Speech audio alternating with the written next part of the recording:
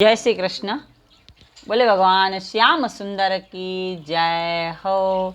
नटखट नंदलाल की जय हो। 12वां अध्याय राजा रहुगुण द्वारा मनुष्य योनि की प्रशंसा करने का वृत्तांत। जड़ भरत द्वारा इतना ज्ञानोपदेश सुनकर राजा रहुगुण ने जड़ भरत से विनती करते हुए कहा कि हे महाराज, मनुष्य योनि से बढ़कर उत्तम अन्य कोई योनि नहीं है। इसी से जय श्री कृष्ण।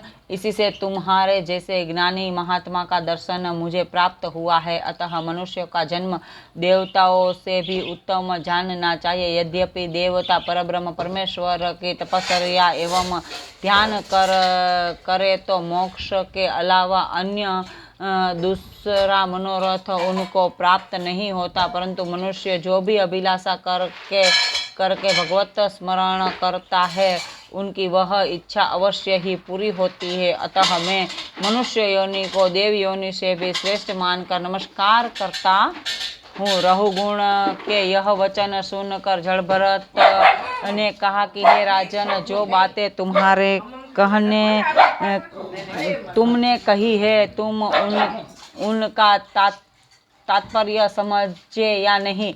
राजा रहुगुण बोले कि हे राजन, मैं सांसारिक प्राणी अत्यंत मूर्ख और अज्ञानी हूँ।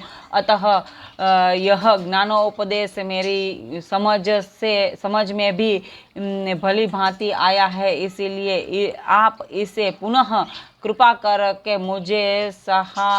मुझे विस्तार सहित समझाइए। यह वचन सुनते ही जड़ भरत ने मुस्कुराकर कहा कि हे राजन, यह ज्ञान जप तप पूजा यज्ञ करने विरक्त होकर वन में रहने, पंचाग्नि के ताप से जल में निवास करने एवं बहुत सा दान करने से भी प्राप्त नहीं होता है।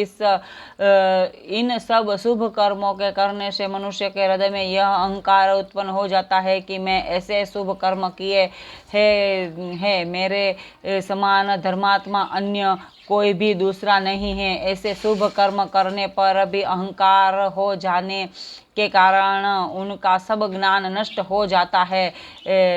जब तक वह अहंकार को त्याग कर संत महात्माओं के चरणारविंदों की रज उसके मस्तक पर धारण नहीं करता, तब तक वह ज्ञान उनको प्राप्त नहीं होता है। परंतु भगवद कृपा से बिना संत महात्माओं का दर्शन प्राप्त होना कठिन है। हे रहुगुण,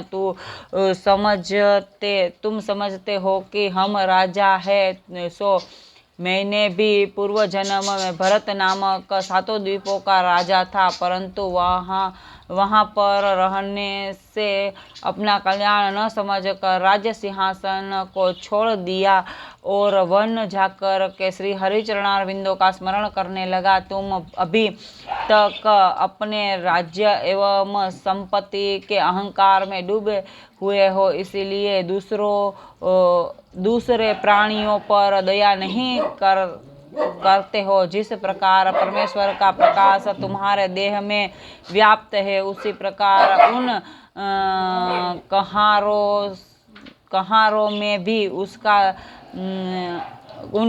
में भी समझना चाहिए। ज्ञान दृष्टि से देखो तो ये परमेश्वर के सब प्राणी तुम जो अपने रखोपभोग के लिए उनको कष्ट देते हो, वह बहुत ही अनुचित है। इस प्रकार का ज्ञानोपदेश सुनते ही राजा रहुगुण मारे डर के थरथर कांपने लगा और हाथ जोड़ कर के जड़ भरत से कहने लगा कि हे महाराज, मैं ब्राह्मणों के श्राप से बहुत भयभीत रहता हूँ। यही कहीं ऐसा न हो जाए कि आप मेरे लिए क्रोधावेश में कोई श्राप दे डाले। बोले भगवान श्याम सुंदर की जय हो।